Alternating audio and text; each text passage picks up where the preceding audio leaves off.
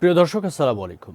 দেশে এবং প্রবাসে যে যেখান থেকে এই মুহূর্তে আমার সাথে সংযুক্ত হয়েছেন সকলকে প্রীতি ও শুভেচ্ছা জানিয়ে শুরু করছি আপনাদের প্রিয় অনুষ্ঠান জয়যাত্রা টেলিভিশনের দুপুরের নিয়মিত আয়োজন দেশ সংযোগ। আমি কামরুজ্জামান আরিফ ঢাকা স্টুডিও থেকে আপনাদের সাথে আছি। আর আপনারা জানেন, ঠিক দুপুরবেলায় যখন এই দেশ সংযোগ নিয়ে আপনাদের সামনে হাজির হই তখন আমাদের সাথে সংযুক্ত থাকে দেশের বিভিন্ন প্রান্ত থেকে আমাদের প্রতিনিধিরা। সমসাময়িক বিভিন্ন প্রসঙ্গ, স্থানীয় পর্যায়ের সমস্যা, সম্ভাবনা, নানা বিষয় নিয়ে ঠিক একই সময় আপনাদের সামনে হাজির হই।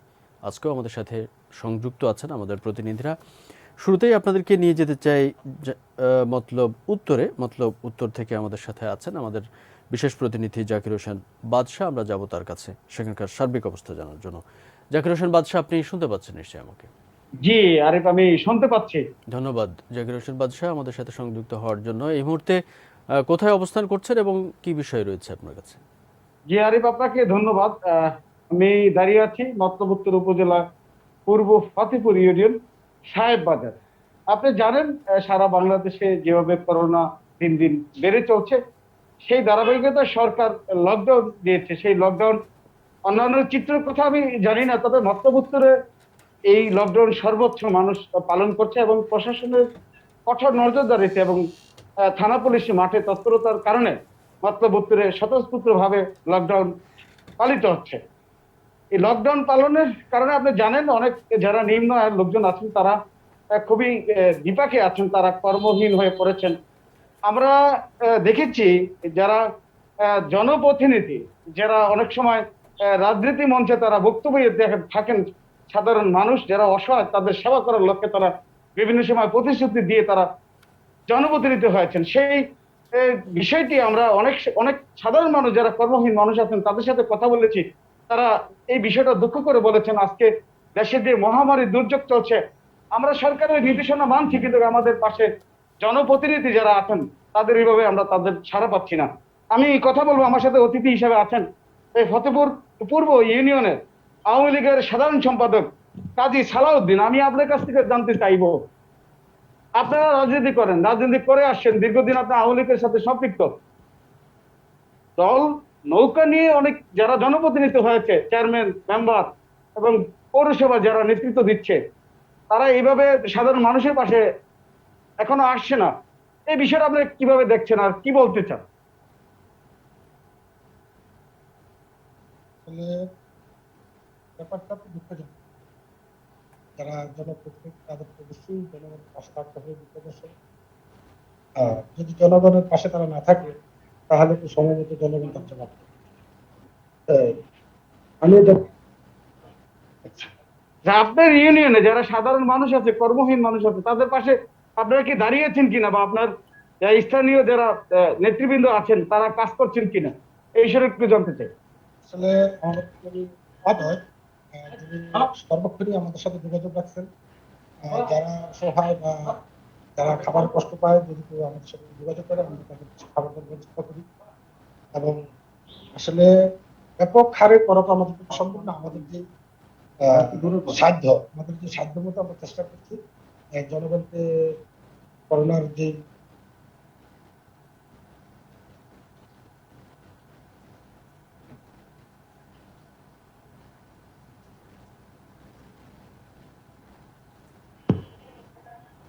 জি, শোনা যাচ্ছে? শুনতে পাচ্ছি জাকির হোসেন বাদশাহ। জি, আমি আপনি যেটা বলছেন, আপনারা এই লকডাউন বাস্তবায়নের লক্ষ্যে নেতাকর্মী যারা আছেন স্বতঃস্ফূর্ত ভাবে প্রশাসনের পাশাপাশি কাজ করছেন এবং সেটা মতলবের মানুষ মানছে। যারা লকডাউন মেনে কর্মহীন হয়ে পড়েছে, আপনার দল থেকে আপনারা কি ব্যবস্থা নিয়েছে? ওই কথা তো বললাম যে আমাদের মাননীয় মহোদয় যে আমাদের সাথে সার্বক্ষণিক যোগাযোগ আছে, যারা খাদ্য কষ্টে থাকে তারা যদি আমাদের সাথে যোগাযোগ করে আমরা সেটা খাদ্য পৌঁছে দিচ্ছি। খাদ্য পৌঁছে দিচ্ছেন। আমি এখানে বাজার কমিটির সাধারণ সম্পাদক আছে, আমি ওনার সাথে একটু কথা বলার চেষ্টা করব। আপনারা বাজার কমিটি যারা দোকান বাজারে আছে, আমরা দেখতে পাচ্ছি দোকানদাররা তারা বন্ধ করে রেখেছে, আপনারা বাজার কমিটির পক্ষ থেকে তাদের কোনো সহায়তার ব্যবস্থা করেছেন কিনা, বা এই পরিকল্পনা আছে কিনা আপনাদের? জোরে বলুন। আমি বাজার বাজারের পক্ষ থেকে সেক্রেটারি বলছি। আমরা আওয়ামী লীগের সাধারণ সম্পাদক এবং এলাকার গণ্যমান্য ব্যক্তিবর্গ আমাদেরকে নির্দেশ দিয়েছে যে বাজার যাতে কোনো কোনো বসতি না হয়, দোকান বন্ধ রাখার জন্য সব ব্যাপারে ওনারা উদ্যোগ নিচ্ছেন। আমাদেরকে ওনারা সহযোগিতা করছে। কিছু কিছু লোক আছে গরিব দোকানদার, কাঁচামাল বিক্রি করে, তারা তো অসহায় হয়ে পড়ছে, তাদেরকে একটু সাহায্য সহযোগিতার জন্য আমরা একটু অনুরোধ করছি আর কি, আমাদের আওয়ামী লীগের নেতৃবৃন্দর কাছে। আপনারা বাজার কমিটির পক্ষ থেকে কোনো ব্যবস্থা নিয়েছেন? আমরা বাজার কমিটির পক্ষ থেকে এখনো কোনো ব্যবস্থা আমরা নেইনি, আমরা ওনাদের কাছেই বলেছি আর কি। ব্যবস্থা আপনাদের নেই। পরিকল্পনা আছে কিনা তাদের সাহায্য সহযোগিতা করার? ওনাদের পক্ষ নিয়ে আমরাও যেটুকু সম্ভব আমরা করব, সেই অপেক্ষায় আমরা আছি আর কি। আরিফ, আপনি জি। শুনছিলেন, আসলে মতলব উত্তরে আমরা যেটা লক্ষ্য করছি, স্বতঃস্ফূর্ত ভাবে লকডাউন সাধারণ মানুষ মানছে, কিন্তু মানতে গিয়ে তারা কর্মহীন হয়ে পড়েছে। এরকম আমরা অনেকের সাথে কথা বলেছি যারা নিম্ন আয়ের মানুষ, তারা শুধু হাহাকার করছে। আমাদের এই সরকার ঘোষিত যে দীর্ঘদিন যে লকডাউন পালিত হচ্ছে সেটা আমরা মানছি, কিন্তু আমরা জনপ্রতিনিধি যারা আছে তাদের দেখা মিলছে না, এবং তারা সাহায্যের হাত আমাদেরকে বাড়িয়ে দিচ্ছে না। তাদের দাবি এবং তারা যে আমাদেরকে জানিয়েছে যাতে সরকার প্রতীক হলেও, এবং যারা জনপ্রতিনিধি আছেন এবং চাঁদপুর 2 আসনের সংসদকে দৃষ্টি আকর্ষণ করে বলছেন তাদের সাহায্যের হাত যাতে নেতাকর্মীরা তাদের পাশে এসে তাদের সহযোগিতা করে। আর এটা আমার কাছ থেকে মন্তব্য। বাদশাহ, আপনি আমাদেরকে একটু জানাতে পারেন কিনা আজকে মতলব উত্তরের করোনা পরিস্থিতি কি? 24 ঘন্টার কোনো রিপোর্ট আপনার কাছে আছে কিনা? আরিফ, আমি গতকাল পর্যন্ত আমার কাছে যে রিপোর্ট আছে, আমরা 15 জন করোনা আক্রান্ত হয়েছে এই মতলব উত্তরে। এ পর্যন্ত গতকালকের রিপোর্টে কোনো মৃত্যু আছে কিনা মতলব উত্তরে? না, এখনো পর্যন্ত মতলব উত্তরে যারা আক্রান্ত হয়েছে তারা ভালো আছে। আমি এই বিষয়ে মতলব উত্তরে করোনা রোগী যারা হচ্ছে সাসপেক্টেড হচ্ছে, তাদের জন্য চিকিৎসার কি ব্যবস্থা রয়েছে, বা তারা পর্যাপ্ত পরিমাণে চিকিৎসা পাচ্ছে কিনা, সেই সুবিধা আছে কিনা মতলব উত্তরে? আসলে আমাদের একটি স্বাস্থ্য কমপ্লেক্স, এখানে প্রায় 5 লক্ষ মানুষ বসবাস করে। তবে এরকম প্রাথমিক ট্রিটমেন্ট দেওয়ার মতো ধারণ ক্ষমতা এই মতলব উত্তর উপজেলা স্বাস্থ্য কমপ্লেক্সে আছে, কিন্তু মেজর কোনো সমস্যা হলে সেটা সদরে পাঠাইতে হয়, সদরে চিকিৎসা নিতে হয়। ধন্যবাদ জাকির হোসেন বাদশাহ আমাদের সাথে সংযুক্ত হওয়ার জন্য। দর্শক, এই মুহূর্তে আমরা চলে যাব জামালপুরে। জামালপুর থেকে আমাদের সাথে আছেন আমাদের প্রতিনিধি শরীফুল ইসলাম ঝোকন। আমরা কথা বলবো তার সাথে। শরীফুল ইসলাম ঝোকন, আপনি শুনতে পাচ্ছেন আমাকে? শুনতে পাচ্ছি। ধন্যবাদ শরীফুল ইসলাম ঝোকন আমাদের সাথে সংযুক্ত হওয়ার জন্য। শরীফুল ইসলাম ঝোকন, এই মুহূর্তে কোথায় অবস্থান করছেন এবং আপনার কাছে কি বিষয়? আরিফ, আজকে আমি রয়েছি জামালপুর জেলার ইসলামপুর উপজেলা। আমার সাথে আজকে উপস্থিত রয়েছেন এই ইসলামপুর উপজেলার সুযোগ্য নির্বাহী অফিসার SM মাজারুল ইসলাম। আমরা তার কাছে শুনবো আজকে সকাল থেকে জামালপুরের সুযোগ্য জেলা প্রশাসক মোর্শেদ জামান, তিনি এই ইসলামপুর উপজেলার 3টি ইউনিয়নের এই প্রধানমন্ত্রী যে মুজিব বর্ষের ঘর, এই ঘরগুলি পর্যবেক্ষণ করেছেন। এবং আমরা আজকের এই অতিথির কাছে জানবো 3টি ইউনিয়নে 24টি ঘর তিনি পরিদর্শন করেন। এই 24টি ঘরে তিনি তার মনোভাব কি প্রকাশ করছেন, কি এই ঘরগুলোর মান কেমন হয়েছে, এই সম্বন্ধে বিস্তারিত তথ্য আমরা তার কাছে শুনবো। জি, ধন্যবাদ আমাদের জয়যাত্রা প্রতিনিধিকে। আমাদের সম্মানিত জেলা প্রশাসক জামালপুর মহোদয় আজকে সকাল থেকে আমাদের ইসলামপুর উপজেলার 3টি ইউনিয়ন, ইসলামপুর সদর, গাইবান্ধা এবং গোয়ালচার, এখানে আমাদের দ্বিতীয় পর্যায়ে যে নির্মিতব্য ঘরগুলি রয়েছে মুজিব বর্ষ উপলক্ষে, সেগুলো পর্যায়ক্রমে পরিদর্শন করেন। এবং আমাদের এই দলে ছিলেন আমাদের অতিরিক্ত জেলা প্রশাসক সার্বিক জনাব মুখলেসুর রহমান মহোদয়, আমাদের জনপ্রতিনিধি উপজেলা চেয়ারম্যান, সম্মানিত ভাইস চেয়ারম্যানরা এবং সংশ্লিষ্ট ইউনিয়নের চেয়ারম্যানবৃন্দ, এবং আমাদের এই প্রকল্পের সঙ্গে সংশ্লিষ্ট আমাদের প্রকল্প বাস্তবায়ন কর্মকর্তা, উপজেলা প্রকৌশলী সহ আমি উপজেলা নির্বাহী অফিসার, আমরা পরিদর্শন করে তাদের সঙ্গে ছিলাম। আসলে আমাদের মুজিব বর্ষ উপলক্ষে যে ঘরগুলো নির্মিত হচ্ছে সেটি আমরা সবসময় তদারকি এবং টেকনিক্যাল যে বিষয়গুলো রয়েছে সেটা আমাদের প্রকৌশলীর মাধ্যমে আমরা যথাযথভাবে যাচাই করি, এবং যাতে কোনো ধরনের কোনো সমস্যা না হয় এবং এই সুষ্ঠু প্রকল্পটি যেন আশ্রয়ণ প্রকল্পের মাধ্যমে যে বাস্তবায়িত হচ্ছে সেটা যেন সুন্দরভাবে বাস্তবায়িত হয়, সেই লক্ষ্যে আমরা কাজ করে যাচ্ছি। কিন্তু আপনি আমাদের একটু জানাবেন কিনা, আপনারা যে পরিদর্শন করেছেন যে উপজেলাগুলো, এই উপজেলাগুলোতে এখন যে ঘরগুলো নির্মাণ হচ্ছে, এই নির্মাণগুলোর আসলে কতটুকু সেগুলো যথাযথ প্রক্রিয়া অনুসরণ করা হচ্ছে, এবং যেগুলো বরাদ্দ দেওয়া হয়েছে এই ঘরগুলোর পিছনে, সেই বরাদ্দ অনুযায়ী আসলে মানটা কীরকম হচ্ছে আপনারা কি দেখছেন রিপোর্টটা? যে আমাদের যে বরাদ্দ রয়েছে প্রতিটি ঘরের জন্য 1,90,000 টাকা, সেই অনুযায়ী আমাদের যে ড্রয়িং ডিজাইন এবং এস্টিমেশন রয়েছে সেই অনুযায়ী উন্নত মানের সামগ্রী দিয়ে আমরা কাজগুলো করছি। এবং এছাড়া আমরা যাতে কারিগরি বিষয়গুলো ঠিক থাকে, যাতে ঘরগুলো সুন্দরভাবে নির্মিত হয়, সেজন্য আমরা এটি প্রতিনিয়ত মনিটরিং করছি।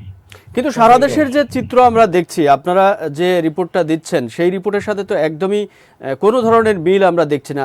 এতটা নিম্নমানের এবং এতটা সেখানে ফাঁকিবাজি করা হচ্ছে বা এতটা অনিয়ম করা হচ্ছে যে সেগুলো আসলে মানুষের ভিতরে একটা হতাশা চলে এসেছে, সরকারি কোনো প্রজেক্টের উপরে হতাশা চলে এসেছে। এই ব্যাপারে আপনারা যারা সরকারি কর্মকর্তা, তারা এর দায় কিভাবে এড়াতে পারেন বা আপনারা এর দায় কতটুকু নিতে পারেন? আসলে আপনারা যেটি বলেছেন, আপনি যেটি বলছেন, আসলে এটি অল্প কিছু সংখ্যক ঘর আমাদের সমস্যা হয়েছে, কিন্তু বাস্তব চিত্র এটি নয়। আসলে আমাদের যে সংখ্যা, যে পরিমাণ আমরা ঘর করেছি, 1,20,000 ঘর আমরা সারা বাংলাদেশে হয়েছে। সেখানে 200 থেকে 250 ঘরে অতিবৃষ্টি এবং যে নতুন মাটির কারণে ভিত কেটে যে ঘটনাগুলো ঘটেছে, আসলে সেটি কোনো নির্মাণ ত্রুটির কারণে সম্ভবত হয়নি, আমি যতটুকু জানতে পেরেছি। এটি সাধারণত অতিবৃষ্টি নির্মাণ ত্রুটির এবং এবং এবং যে নতুন মাটি কেটে ঘরগুলো করার কারণে এই সমস্যাগুলো হয়েছে। নির্মাণ ত্রুটির আপনি বলছেন যে নির্মাণ ত্রুটি, নিশ্চয় আপনি যে সোশ্যাল মিডিয়াতে যেগুলো এখন পর্যন্ত এসেছে সেখানে দেখেছেন যে কি প্রক্রিয়া, কোন প্রক্রিয়া অনুসরণ করে এই বিল্ডিংগুলা নির্মাণ করা হয়েছে। সেখানে যথাযথ সিমেন্ট বালির ব্যবস্থা নাই, সেখানে নিচের যে সোলিংটা করা দরকার সেটাও করা হয়নি, মাটির উপরে ইট দিয়ে কোনো রকমে ঘর নির্মাণ করা হয়েছে। এই বিষয়গুলো আপনারা তদারকি করছেন কিনা, বা এখন যেগুলো নির্মাণ হচ্ছে আপনাদের তদারকির ভিতরে যেগুলো হচ্ছে সেগুলোতে এই প্রক্রিয়াগুলো যথাযথ হচ্ছে কিনা? এই প্রক্রিয়াগুলো যথাযথ হয় সেই বিষয়টি আমরা আমাদের উপজেলা প্রকৌশলী থেকে শুরু করে আমাদের প্রকল্প বাস্তবায়ন কর্মকর্তাকে নিয়ে আমরা যথাযথ প্রক্রিয়া যেন হয় সেটি আমরা ক্লোজলি মনিটরিং করছি এবং প্রতিনিয়ত আমরা এটি পরিদর্শন করছি, যাতে কোনো ধরনের কাজের ব্যত্যয় না ঘটে। হয়তোবা দুটি কয়েক ঘটনা ঘটেছে, কিন্তু সামগ্রিক চিত্র এটি নয়। তো আপনাদের যে ঘরগুলা আপনারা তদারকি করছে, এই ঘরগুলো হস্তান্তর কোন সময়ে করার আপনাদের নিয়ম রয়েছে বা আপনাদের সময় রয়েছে? এটি আমাদের যে সময়, আমাদের মাননীয় প্রধানমন্ত্রী আমাদের যে 30শে জুনের মধ্যে এটি আমাদের কিছু ঘর আমরা অলরেডি আমরা উদ্বোধন করেছি, মাননীয় প্রধানমন্ত্রী উদ্বোধন করেছেন। বাকি ঘরগুলো অল্প কিছু সংখ্যক রয়েছে, যেটির কাজ চলমান রয়েছে, এবং এইগুলো ঘর আমাদের নির্মাণ কাজ সম্পূর্ণ হওয়া মাত্রই আমরা মাননীয় প্রধানমন্ত্রীর মাধ্যমে এটা আমরা উদ্বোধন করি। নির্দিষ্ট সময়ের ভিতরে সেগুলো আপনারা হস্তান্তর করতে পারবেন কিনা? অবশ্যই। অনেক ধন্যবাদ আপনাকে, অনেক ধন্যবাদ আমাদের সাথে সংযুক্ত হয়ে এতক্ষণ পর্যন্ত সময় দেওয়ার জন্য। দর্শক, এই মুহূর্তে আমরা চলে যাব খুলনাতে। খুলনা থেকে আমাদের সাথে সংযুক্ত আছেন আমাদের প্রতিনিধি BM রাকিব হাসান। আমরা কথা বলবো তার সাথে। BM রাকিব হাসান, শুনতে পাচ্ছেন আমাকে?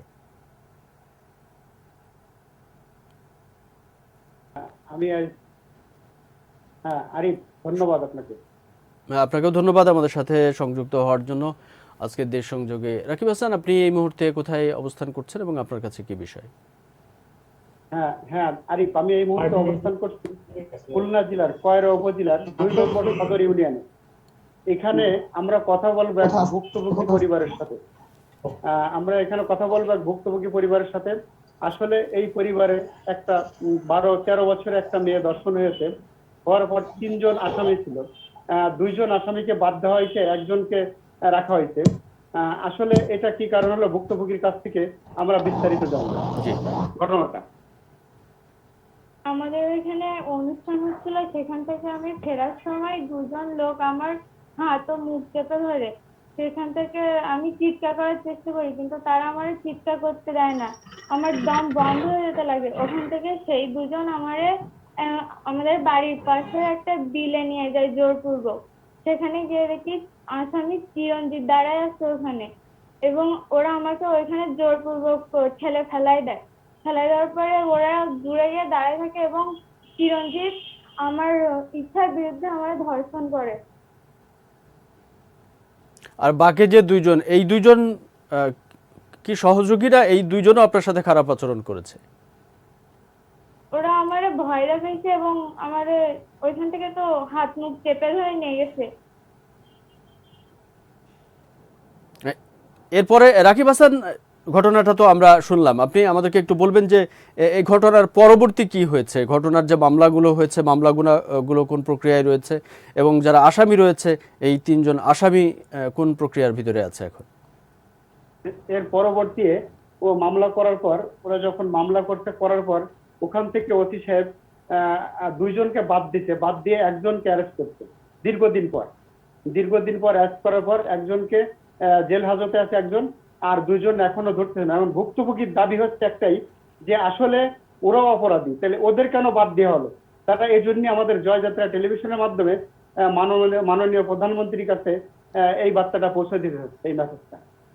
পরিবারের অন্য কোনো সদস্য আছে কিনা, তাদের সাথে কথা বলতে? হ্যাঁ আছে, অন্য সদস্যের সাথে আমি কথা বলি, পরিবারের ভুক্তভোগী মায়ের সাথে আমরা এখন কথা বলবো। যে আপনি শুনতে পাচ্ছেন আমাকে?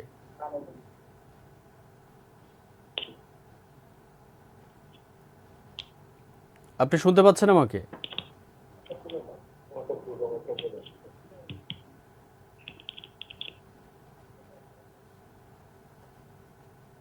হ্যাঁ শুনতে পাচ্ছি।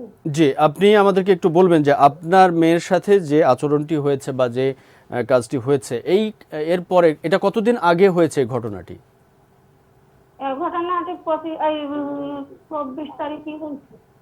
গত- 25 তারিখে, গত মাসের 25 তারিখ। গত মাসের 25 তারিখে ঘটনাটি গত মাসের 25 তারিখে হয়েছে?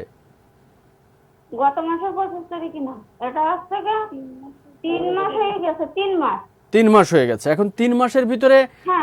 আপনি বলবেন যে আপনারা নিশ্চয় মামলা করেছেন, সেই মামলাটার কোন পর্যায়ে আছে এবং আপনাদের এখন আসলে কি বক্তব্য?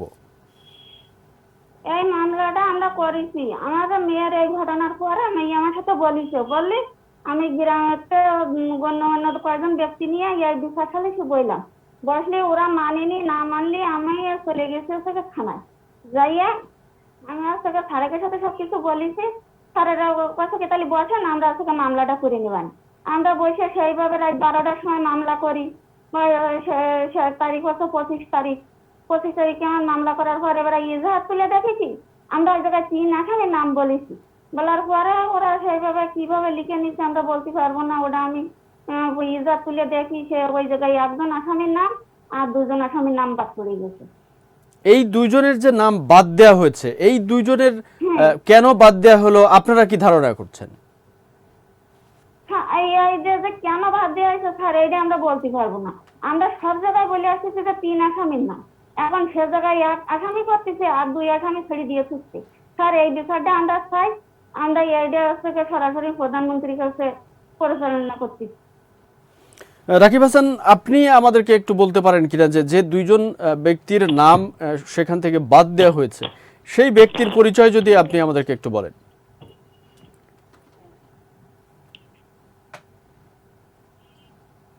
হ্যাঁ আরে বলুন। রাকিব হাসান, আপনি আমাদেরকে একটু জানাতে পারেন কিনা যে 2 জনের নাম বাদ দেওয়া হয়েছে এজাহার থেকে, সেই 2 জনের পরিচয় আপনার জানা আছে কিনা, আপনি খোঁজ নিয়েছেন কিনা? ওদের নাম কি?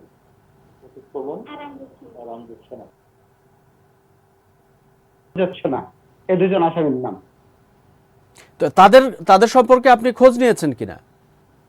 না, তাদের সাথে আমার কথা হয়নি। ভুক্তভোগীরা আমার কাছে যখন আসার পর আমি সরাসরি লাইভে তাদের অ্যাড করছি, করার পর এখন বাকি যে নিউজটা আছে এটা রেডি করে আমি। আপনি পুলিশের সাথে কথা বলেছেন কিনা? আপনি পুলিশের সাথে কথা না, বলেছেন, আমি- যেখানে মামলা আমি দেওয়া কথা হয়েছে বলি সেই না। থানায় যোগাযোগ করেছেন কিনা? আমি ওসির সাথে কথা বলবো এবং এসপি মহোদয়ের সাথে কথা বলবো খুলনায়, এদের নিয়েই।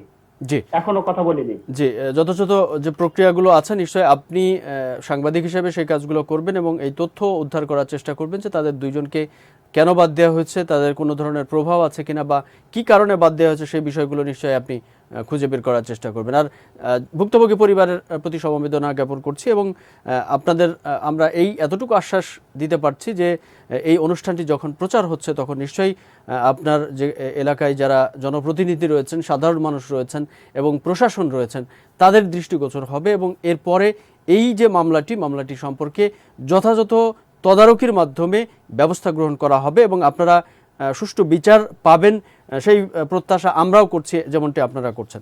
অনেক ধন্যবাদ আমাদের সাথে সংযুক্ত হওয়ার জন্য। ধন্যবাদ আরিফ আপনাকেও।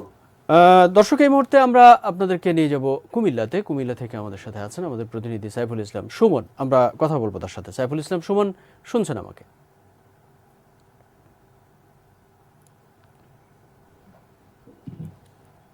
হ্যালো, সাইফুল ইসলাম সুমন, আপনি শুনতে পাচ্ছেন আমাকে? জি আমি শুনতে পাচ্ছি। ধন্যবাদ সাইফুল ইসলাম সুমন। আপনি কোথায় অবস্থান করছেন এবং আপনার কাছে কি বিষয়? জি আরিফ, আমি এই মুহূর্তে আছি আমাদের জয়যাত্রা টেলিভিশনের কার্যালয়ে। আজ আমাদের কার্যালয়ে সরাসরি সংযুক্ত হওয়ার জন্য উপস্থিত হয়েছেন রুমি রহমান, এমআর ফাউন্ডেশনের প্রতিষ্ঠাতা ও চেয়ারম্যান, আরএন ফাউন্ডেশনের প্রতিষ্ঠাতা ও চেয়ারম্যান। তিনি আমাদেরকে এর আগে তিনি আমার সাথে সংযুক্ত হয়েছেন জয়যাত্রা টিভির মাধ্যমে। উনি প্রথম এবং দ্বিতীয় ধাপে প্রায় 20,000 পরিবারকে খাদ্য সহায়তা উনি দিয়েছেন। তাছাড়াও এই বর্তমান যে অক্সিজেন সংকট আছেন, সেই অক্সিজেনও তিনি সহযোগিতা করে যাচ্ছেন। এ পর্যন্ত প্রায় 15টি অক্সিজেন উনি অক্সিজেন প্রয়োজন যাদের তাদেরকে পৌঁছে দিতে পেরেছেন, এবং ওনার স্টকও কিছু আছে, যারা চাচ্ছেন তারাই কিন্তু পাচ্ছেন সেই অক্সিজেন গুলো। তো আমাদের সাথে উপস্থিত আছেন আজকে রুমি রহমান, আরএন ফাউন্ডেশনের প্রতিষ্ঠাতা ও চেয়ারম্যান, যিনি পূর্ব আমাদের সাথে সংযুক্ত হয়েছিলেন এবং ওনার কার্যক্রম আমাদেরকে জানিয়েছেন। জি। আজও উনি আমাদের সাথে উপস্থিত আছেন, কথা বলবেন। জি, জনাব রবি রহমান, শুনছেন নিশ্চয়ই আমাকে? জি। জি, আপনাকে অসংখ্য ধন্যবাদ আমাদের সাথে আজকের দেশ সংযোগে সংযুক্ত হওয়ার জন্য। যেমনটি বলছিলেন আমাদের প্রতিনিধি সাইফুল ইসলাম সুমন, আপনি বলবেন, আমরা জানতে পেরেছি এর আগেও আপনি আমাদের সাথে সংযুক্ত হয়েছেন। আপনারা যে কাজগুলো করছেন, সামাজিক যে কাজগুলো, সমাজের এই ক্রাইসিস মুহূর্তে, সমাজের এই ক্রান্তি লগ্নে আপনারা এসে যে মানুষের পাশে সেবার হাত বাড়িয়ে দিয়েছেন, সেজন্য আমরা এই অনুষ্ঠানের পক্ষ থেকে আপনাদেরকে ধন্যবাদ জানাচ্ছি। এবং আপনার মতো যারা এই মুহূর্তে এই দেশের এই ক্রান্তিলগ্নে যারাই মানুষের পাশে দাঁড়াচ্ছে, সকলের প্রতি আমরা শুভকামনা জানাচ্ছি, এবং তারা আরও বেশি বেশি আমাদের সাথে এই সারা দেশের মানুষকে এই সেবার হাত বাড়িয়ে দেবে, সেই প্রত্যাশাও রাখছি। জনাব রুমি রহমান, আপনি যদি শুরুতে আমাদেরকে একটু বলেন যে এই মুহূর্তে আপনারা যে কাজগুলো করছেন, বিশেষ করে যখন খাদ্য সমস্যায় মানুষ ভুগছেন, যারা নিম্ন আয়ের মানুষ তারা যে সমস্যাটায় ভুগছে, সেই মানুষগুলোর পাশে আপনারা কতটুকু দাঁড়াতে পারছেন, তার থেকে বড় কথা হচ্ছে আপনারা যে সহযোগিতাগুলো করছেন, আপনার এলাকার যারা এই প্রয়োজনীয় মানুষগুলো রয়েছে, নিম্ন আয়ের মানুষগুলো রয়েছে, তাদের জন্য কতটুকু যথেষ্ট হচ্ছে এই আপনাদের সহযোগিতাগুলো? ধন্যবাদ আপনাকে। আসলে বলতে গেলে কি, আমি এরকম আপনাদের এই লাইভে ছিলাম, তো আমার এখনকার যে বর্তমান ভিউটা, আমি এখন সরাসরি কোনো কিছু মানে জনসংগ্রহ করে মানুষকে খাদ্য সামগ্রী দিচ্ছি না। যতটুকু দিচ্ছি ওদের তো আর তেমন ভাবে আমরা তৃপ্তি তো করতে পারতেছি না, তারপর আমরা চেষ্টা করি। যেমন ধরেন এবছর আমি প্রায় 500 মানুষকে এই কিছুদিনের মধ্যে খাদ্য সামগ্রী তাদের ঘরে নিয়ে পৌঁছে দিয়েছি। আর বর্তমানে যেটা হচ্ছে সিলিন্ডার, অক্সিজেন সিলিন্ডার যেটা সংকট, মানুষের আমি 15 জনকে এই পর্যন্ত দিয়েছি, আর 10 জনকে দেওয়ার জন্য আমি প্রস্তুত দিচ্ছি। আর সামনে হচ্ছে তাদের যে এখন নিম্ন আয়ের মানুষরা প্রচন্ড কষ্টে আছে, যা আমরা সবাই দেখতে পাচ্ছি। ওদের কি হচ্ছে, এদেরকে আমরা খাদ্য সংকটটা পৌঁছে দেওয়ার চেষ্টা করতেছি।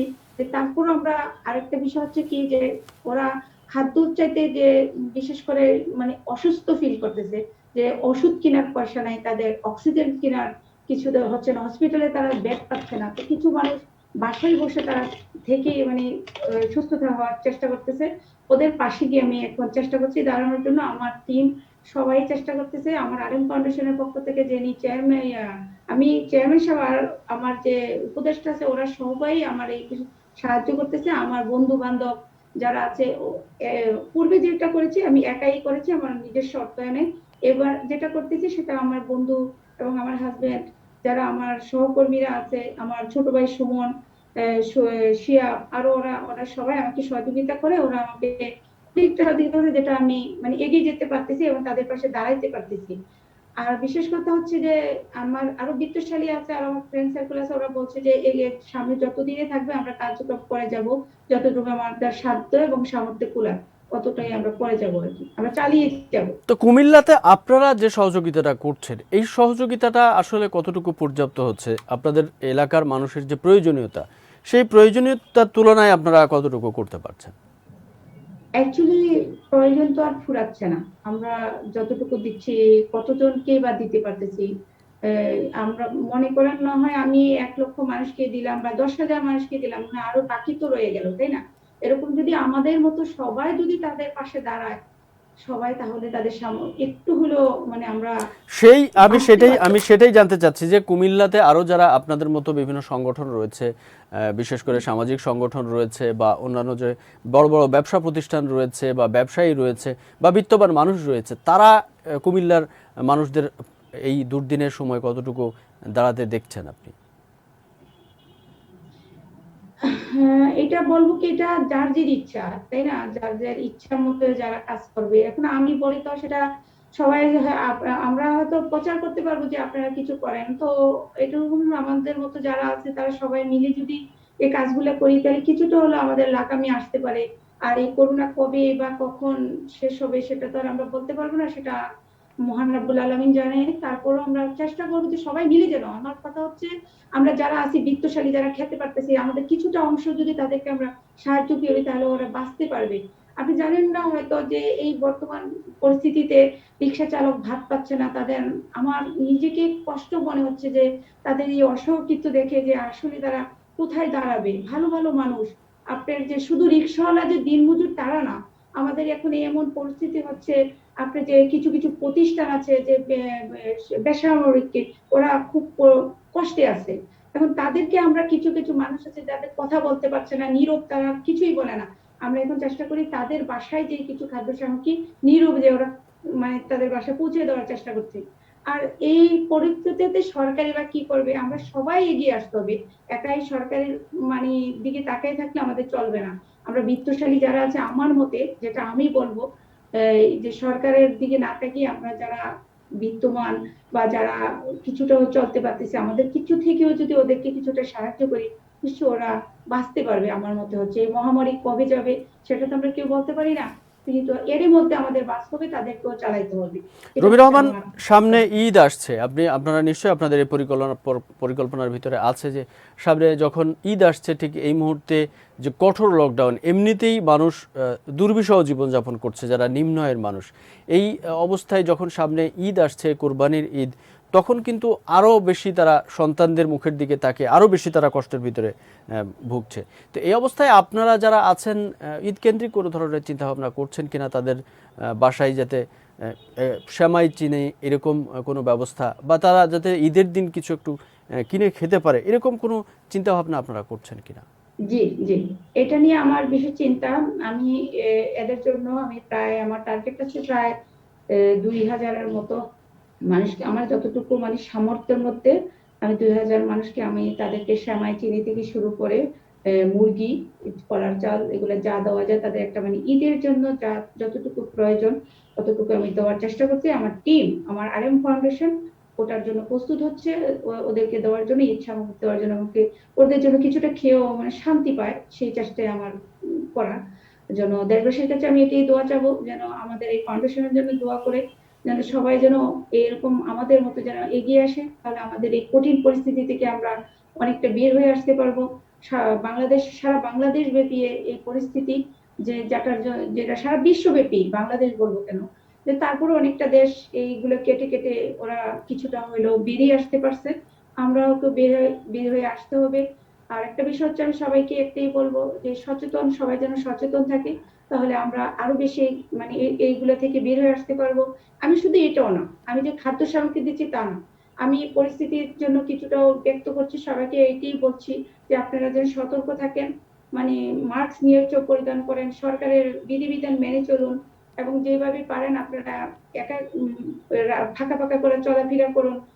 সম্পূর্ণভাবে যেন স্যানিটেশন, হাত ধোয়া থেকে সম্পূর্ণভাবে আমরা এটাও চেষ্টা করি যে তাদেরকে বোঝানোর জন্য, যে তারা যেন একটু হলেও বুঝে। অনেকে বলে যে মাস্ক পরে কি করবো, আসলে কি অনেকে তারা বুঝে না, তাদেরকে আমরা বুঝাতে চেষ্টা করি যেটা পড়লে যে কি হবে বা কি করতে পারবে, কিছুটা হলে বুঝে। আসল কথা মানুষের মধ্যে বুঝাতে হবে, বুঝালে অ্যাকচুয়ালি বুঝবে না কেন। আমাদের এই RM ফাউন্ডেশন ওদের থেকে এই ধরনের কার্যক্রম চেষ্টায় আছি যেন ওরা এইভাবে থাকে। আর এই করোনা আমাদের মানে বাংলাদেশকে মানে এখনকার কি বলবো, এখন যে ঢেউটা আসছে এটা কিন্তু মারাত্মক। এটা আমি সবাইকে বলবো, সবাই যেন সচেতন থাকে এমনকি সচেতনমূলক ভাবে সব কার্যকলাপ চলাফেরা থেকে শুরু করে সরকার যে বিধিবিধান দিচ্ছে ওটা মেনে চলুক, ইনশাল্লাহ আমরা এ থেকে বেরিয়ে আসবো। আর আমি সবসময় আইন ফাউন্ডেশন সবার পাশে আছি এবং আমি বলবো আমার যারা বন্ধু বান্ধব, যারা আমাদের এই যে বৃত্তশালী কিছু আছেন, তারা আমাদের মতো সবাইকে সাহায্য করে, ইনশাল্লাহ আমরা এইগুলা থেকে আমরা সবাইকে একটু মুখে খাবার দিতে পারবো। অনেক ধন্যবাদ রুমি রহমান আপনাকে আমাদের সাথে সংযুক্ত হয়ে তখন পর্যন্ত সময় দেওয়ার জন্য। দর্শক, এই মুহূর্তে আপনাদেরকে নিয়ে যাব কুড়িগ্রামের উলিপুরে। আমাদের সাথে আছেন উলিপুর থেকে আমাদের প্রতিনিধি মাহমুদুল হাসান শাহিন। আমরা কথা বলবো তার সাথে। মাহমুদুল হাসান শাহিন, আপনি শুনতে পাচ্ছেন আমাকে? শুনতে পাচ্ছি। ধন্যবাদ। মাহমুদুল হাসান শাহিন, আপনি কোথায় অবস্থান করছেন এবং আপনার কাছে কি বিষয়?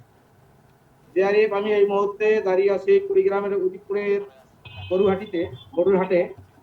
কুড়িগ্রাম জেলার মধ্যে সবচেয়ে বড় গরুর হাট হিসেবে পরিচিত। এই জায়গায় দাঁড়িয়ে আছি। আপনি জানেন যে আগামী 21 তারিখ পবিত্র ঈদুল আজহা। এই ঈদুল আজহা উপলক্ষে বিভিন্ন খামারি এবং বিভিন্ন গরু ব্যবসায়ীগণ এই হাটে গরু নিয়ে আসছে। আপনাকে আমি জানিয়ে রাখি যে আসলে করোনার কারণে এই উলিপুর হাটে যে সমস্ত গরু খামারি এবং গরু ব্যবসায়ী গরু নিয়ে আসছে, গরুর তুলনায় এখানে ক্রেতা কম। একদিকে যেহেতু এখানে করোনার একটা প্রভাব আছে, এই প্রভাবের কারণে দেখা গেছে যে অনেক খামারিরা এখন চলাচলে যে পথে বসছে। আমরা আপনাকে দেখাচ্ছি যে দেখেন যে যেভাবে গরুগুলা ঘাটে কাঁদানো হয়েছে, তুলনামূলক আর কি দেখা গেছে যে আপনার ক্রেতা কম। আমরা এই মুহূর্তে একজন ক্রেতার সাথে কথা বলবো, উনি হাটে ঘুরতে আধার গরু কেনার জন্য আসছে, যে আমরা ওনার সাথে কথা বলবো। জি, হ্যাঁ, গরু আপনি শুনতে পাচ্ছেন আমাকে? জি, শুনতে পাচ্ছি। আপনি কি গরু বিক্রি করার জন্য এসেছেন না গরু কেনার জন্য এসেছেন? গরু কেনার উদ্দেশ্যে আমি আছি। জি, কেনার উদ্দেশ্যে যদি আসেন তাহলে আপনি একটু আমাদেরকে বলবেন যে আসার পরে আপনি যে গরুগুলো দেখছেন সেই গরুগুলো আসলে আপনাদের যে চাহিদা সেই চাহিদা অনুযায়ী বাজারে গরু উঠেছে কিনা। আর আরও একটি বিষয় যেটা আমাদের সব থেকে গুরুত্বপূর্ণ, যে এই হাটগুলো বসানোর জন্য যে স্বাস্থ্যবিধির কথা বলা হয়েছিল, আপনারা সেটা মেনে চলছেন কিনা? হ্যাঁ, স্বাস্থ্যবিধি মেনে চলছি, কিন্তু গরু হিসেবে বাজার কম জন্য কিন্তু ওই খামারেরা গরু তো থাকতেছে। যে গরুটার মূল্য মনে করেন 1,60,000, 2 লক্ষ টাকা, সেই গরুগুলো এবং ক্রেতা বলতেছে 1,20,000, 30,000, 40,000, তারা তো গরু ছাড়তেছে। তো এই অবস্থায় আপনাদের যে কাঙ্ক্ষিত যে চাহিদা, সেই চাহিদা পূরণ এখন পর্যন্ত হচ্ছে কিনা? মানে আপনারা যে টাকায় গরুগুলো কিনতে আসছেন সেই দামের ভিতরে আপনারা গরুগুলো পাচ্ছেন কিনা? গরুগুলো তো নিচ্ছে কিন্তু পাওয়া যাচ্ছে না, কিন্তু খামারিদের না পোটালে তো আমরা ক্রেতারা তো কিনতে পারছি না। জি, ধন্যবাদ আপনাকে। আমি আপনাকে আরো একটু জানিয়ে রাখি, আমরা এই মুহূর্তে একদম এখানে যে ব্যবসায়ী কথা বলবো, যে আসলে ব্যবসায়ীরা কিভাবে তো এইভাবে আমরা একটু কথা বলবো। গরুটা যে নিয়ে আসছে, এই গরুটার মূল্য কত, না চাচ্ছেন কত, এবং ক্রেতা তাই বলছেন 1,40,000, দাম পাই 1,30,000, দাম পাই 70,000।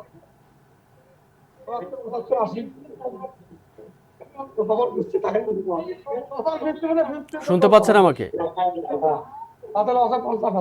শুনতে পাচ্ছেন আমাকে?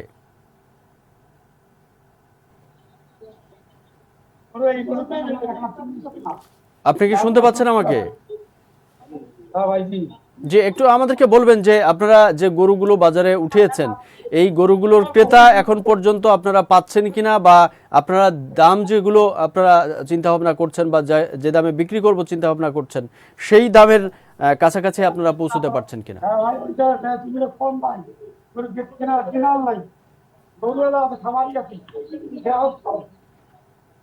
এবার বাজার কেমন দেখছেন? দামটা কিরকম দেখছেন?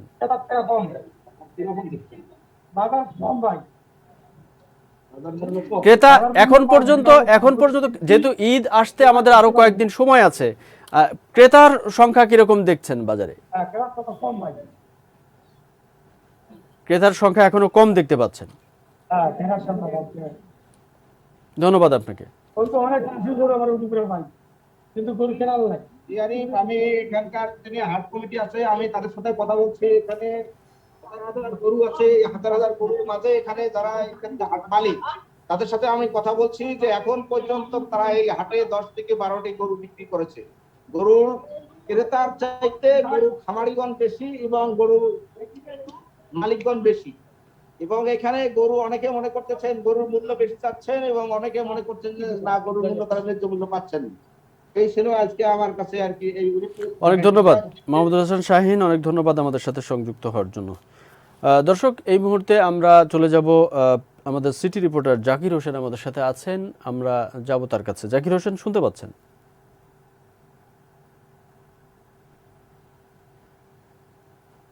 জাকির হোসেন,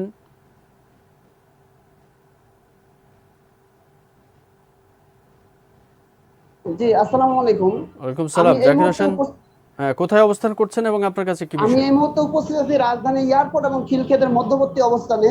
তো বর্তমান যে সময়, করোনা সময়ের পরিপ্রেক্ষিতে, এই পরিপ্রেক্ষিতের মাধ্যমে যে ধরনের চলাচল এবং রোডঘাট সহ একাধিক যে ধরনের অবস্থান পরিপ্রেক্ষিত, তারই অভিমতে এবং তারই ধারাবাহিকতায় আমরা কথা বলবো এখানকার চেকপোস্টের একজন ডিউটি অফিসার ফাহিম ভাই, ওনার সাথে কথা বলবো।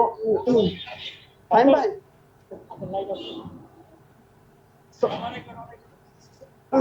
তো আমরা ফাহিম ভাইয়ের সাথে কথা বলার চেষ্টা করতেছি। ফাহিম ভাই,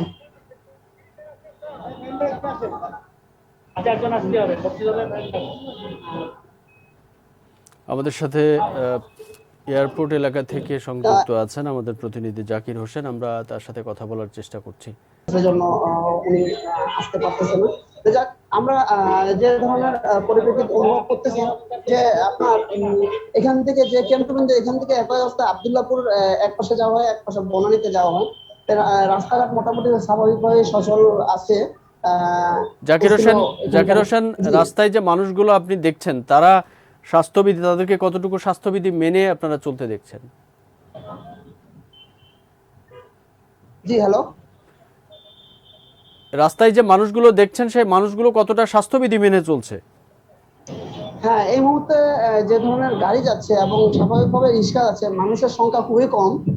আদারওয়াইজ সমষ্টিগতভাবে বিভিন্ন ধরনের সমঝোতার সমষ্টিতে এবং প্রচন্ড রোদ, যে এলাকায় আছি আমি, যে এই স্থানে আছি, প্রচন্ড রোদ। একটা মেইন জায়গার মধ্যে একপাশে যাতায়াত করতেছে আব্দুল্লাহপুর থেকে, একপাশে বনানী থেকে। তো মানুষের সংখ্যা খুব কমই দেখা যাচ্ছে, প্রাইভেট কারের সংখ্যা প্রচন্ড দেখা যাচ্ছে। যে আমরা বিভিন্ন ক্ষেত্রে দেখতে পাচ্ছি যে ব্যক্তিগত প্রাইভেট কার এবং নিজস্ব কাজকর্মের জন্য যারা বিভিন্ন জায়গায় যাচ্ছে। ধন্যবাদ জাকির হোসেন, ধন্যবাদ আমাদের সাথে সংযুক্ত হয়ে এয়ারপোর্ট এলাকার খবর জানানোর জন্য। জি, আপনাকেও ধন্যবাদ। দর্শক, এই ছিল আজকের মতো আমাদের দেশ সংযোগ। আগামীকাল ঠিক একই সময়ে আবারও আপনাদের সামনে হাজির হব। সে পর্যন্ত আপনারা ভালো থাকবেন, সুস্থ থাকবেন, নিরাপদে থাকবেন। আল্লাহ হাফেজ।